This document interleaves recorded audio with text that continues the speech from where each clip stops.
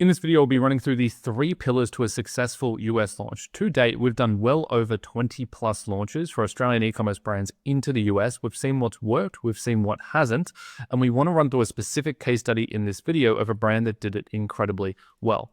Now, this brand was about a $2 to $3 million Australian business. We then went and launched them into the US. This is US specific sales. In month 1, we did about $20,000 to $25,000 in revenue. Then within a 6-month period, we took this to $173,000. And so the US business within a 6-month period became a $2 million business. And this was a $3 million business at the time. So we effectively doubled this business through a successful US launch. Now, the first caveat before I give you the 3 pillars and the 3 keys to success when you go and launch in the US is do not launch in the US unless you're doing at bare minimum 3 mil in the Australian market. And the reason for that is that every time you launch into a new geo, specifically if it's a big focus like the US market, you are splitting the focus of every single person in the team. This applies to the paid media team, this applies to the SEO team, it applies to the marketing manager. All of your KPIs suddenly double.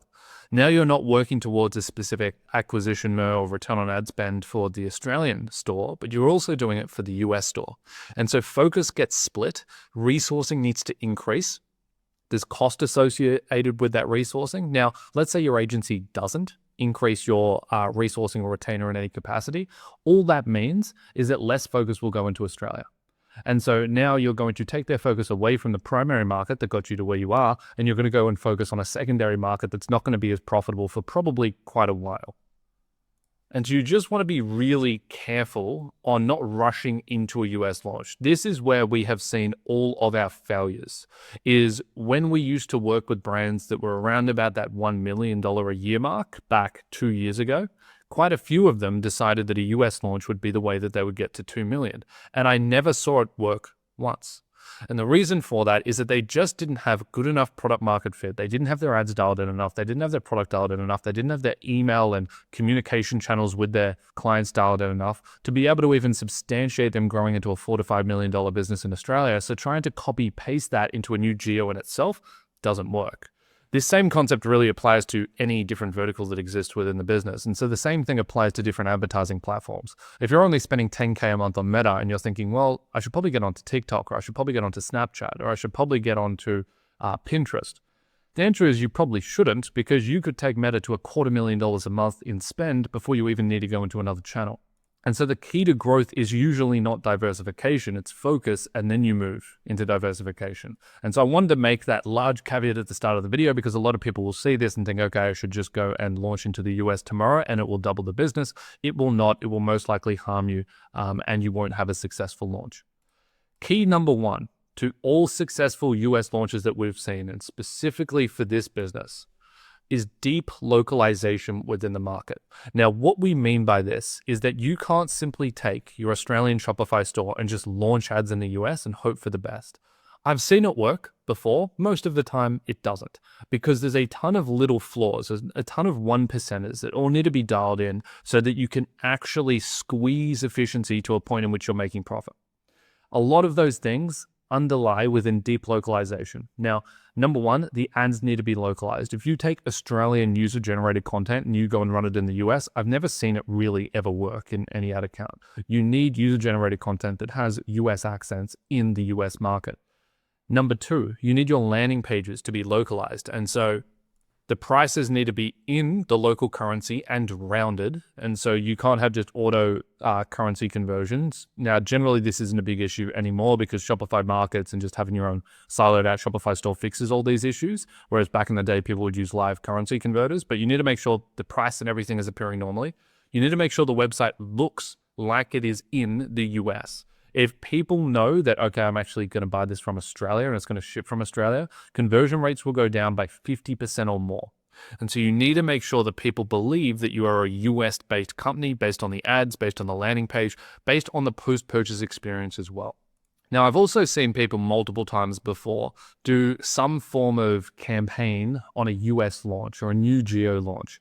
I've very rarely ever seen them work that well, particularly when you're only a $1 to $5 million business, because from what I can tell, nobody really cares. When you say, hey, we're launching into the US, this is our launch campaign, maybe it's 10% off or 20% off, or maybe there's no pricing discount, you're just using that as your front-end messaging. At the end of the day, people don't care if you're new to the market. They want to know, are you actually good? Are you a product that solves their problems? Why should I buy from you? And that kind of campaign doesn't solve that question. It just says, hey, we're an Australian brand that's launching into the US. Well, that comes with a lot more downsides than it does upsides. And so generally, I haven't seen that to work. So focusing on localization at every single point in the customer journey is really important. You want it to be perceived as if you were a local brand. Number 2 is state selection. This is an interesting one. Some people will disagree with this. Some people will agree with this, which is that when you launch on meta ads, generally speaking, for most brands that we have launched into the US, there is some component of seasonality that exists. Now, in fashion, this is very, very obvious, and these 2 points are probably the most important components when it comes to a fashion launch in the US. If you're if you're an Australian fashion brand watching this video right now, you have some spend in the US, you've done a US launch and it's not working, I can almost guarantee that you can fix it and become profitable just by focusing on these 2 things alone, which is the website localized? For example, do you have the wrong season of products on the website? If so, they should not be on the website. You need all trans-seasonal products or products that are localized to the weather within the country. And number 2, you need to refine your state selection down. And so for this particular brand, they sell better in summer. Now, it's not to say it's a product that sells poorly in winter, but if it's freezing cold, if we're talking like negative Celsius, people probably aren't going to use the products. It's an outdoor related product. If it's really, really hot, it's probably also not going to be used. And so we kind of want a middle ground in terms of temperature to actually get this working. On top of that, this is quite an affluent product as well. And so this is definitely targeted at the higher income earners. And so potentially that also gets involved in regards to our region, our state selection too.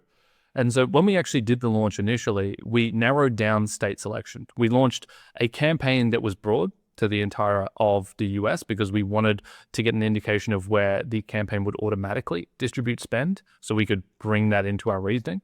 And then the second campaign was launched to very specific states that we knew based on our research would do well.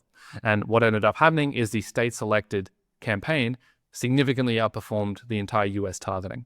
Now, this isn't always going to be the case, but it's a really important component to consider when you're going into the launch. Now, what ended up happening is we began to scale. And then eventually, when you're going state by state in terms of targeting in the US, even though there is a massive population size and some states in the US are bigger than the entire Australian market, you do end up finding this point of diminishing returns where CPAs start to creep up. And that's where you actually want to jump into countrywide targeting. And so we actually then went and introduced countrywide targeting around about here between April and May. And then that's what unlocked further growth within the market. Number 3, KPIing correctly. A fairly broad pillar, but a really important one, which is that your unit economics will change when you are selling into the US. Your gross margin will just be different. There is no chance that your gross margin will remain stable when selling into the US versus Australia. It might improve, it might not. You want to take that into consideration when you're setting up your acquisition MER and your MER targets, etc. It also needs to be considered that you have no pre-existing product existing within the country. And that's a really important component that ends up introducing a halo effect when you look at KPIs within the ANZ market. You might be looking at your Australian results at the moment. Maybe you're sitting on a 4 MER, otherwise known as a 25% allocation towards marketing. And you're thinking, okay, that's what we want in the US. Doesn't make sense to do a US launch unless we're achieving similar or the same results as Australia. Reality is, it's very unlikely you're going to go into a US launch and outperform the efficiency that you already have in Australia. And the reason for that is that 4 MER, if you really take out the word of mouth and the existing product and brand presence that exists within the market, you're probably closer to a 3. But because you have that pre-existing brand presence within the market, you have hundreds of thousands of orders sitting out there in people's homes, or whether it's a consumable people are continuing to consume and you have that repeat rate that sits there that might be inflating MER, it makes the results seem better than they actually are. And so then when you go into a new market, you see a substantial dip in efficiency because no one simply knows who you are and you haven't built the top of funnel yet. which is important for KPIing month 1, month 2, and month 3 of a launch. Generally speaking, you will not be profitable within the first 30 to 60 days of a launch into a new country. Why? Because you are serving ads for the very first time in front of users and they haven't had the time to actually go through the journey and purchase yet. And if you have an average purchase conversion window of, let's say, 10 days, in a new market, it's probably going to be 12 to 14 days.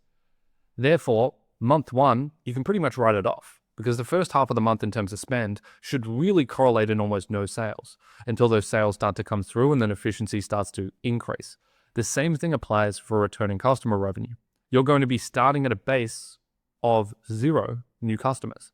And so you're not going to have any kind of cohort contribution that's giving you returning customer revenue on a month-to-month basis. And so your MER number, once again, is going to look a lot worse, particularly if you're making the mistake, which you probably aren't if you're watching this video and you've watched the channel, but you might be making the mistake where you're using MER as your core KPI. Now, the issue with using MER as the core KPI is that it includes returning customer revenue. And so MER in Australia is going to look a lot better than the US when you don't have any returning customer revenue that's contributing to inflating that figure. And so you really want to make sure, and this is arguably the number one most important thing, and this is what you should be working with, particularly with your paid media agency, who should be setting up the strategy here, is what are the KPIs? We need an understanding of your gross margin. We need an understanding of the unit economics all the way down to contribution margin 2. So we need to understand cost of delivery, any taxes that might be incurred, as well as tariffs, etc. And then KPIs need to be set up that are realistic and achievable that's going to allow long-term scale. Something that I see very commonly, and this could have occurred here if we didn't set this up correctly, is that there is an expectation set by an agency or maybe even a coaching group that you will launch into the US and you will immediately begin making money, you'll immediately be profitable, and you can start scaling. Reality is, does that happen sometimes? Yes, that's probably happened 2 or 3 times. In fact, we actually have a video on it on the YouTube channel about how we launched a brand and we were profitable in month 1. Is it common? No, absolutely not. And so you want to be setting up your KPIs to where you are basing them within reality. Month 1, likely we won't be profitable. Month 2, we want to be breaking even. Month 3, we want to start achieving some kind of scale and be above 50K a month in revenue at whatever the spend level might be. And that then sets you up for success where you can actually then begin to continue to invest and scale. That's exactly what we did here. If we instead set the strategy of we're going to be profitable on day 1 and we weren't profitable on month 1 and we would break even on month 2, what would have probably happened? The client likely would have pivoted, gone, okay, the US isn't working for us, we're not profitable, this wasn't at expectation, and we would have pulled out of the market. But it was the correct KPI that allowed us to continue to invest and continue to grow. And then ultimately, the business doubled over a 6-month period. And this is generally what new market growth will look like, where you'll get an initial bit of growth, you'll plateau for 2 to 3 months. There'll be something that just isn't working in the account. You just can't get spend past a certain point. We need to identify what that bottleneck is. Likely we're not correct on the first time. Likely we're not correct on the second time. But eventually we figure it out. Okay, it was this component on the website that was causing a drop off that led to this. That gets fixed. And then you unlock a little bit more growth. And then you unlock a little bit more. And then once all the pieces of the puzzle are in place, that's when you can really take off, double ad spend, and turn the US into a serious contributor to the business.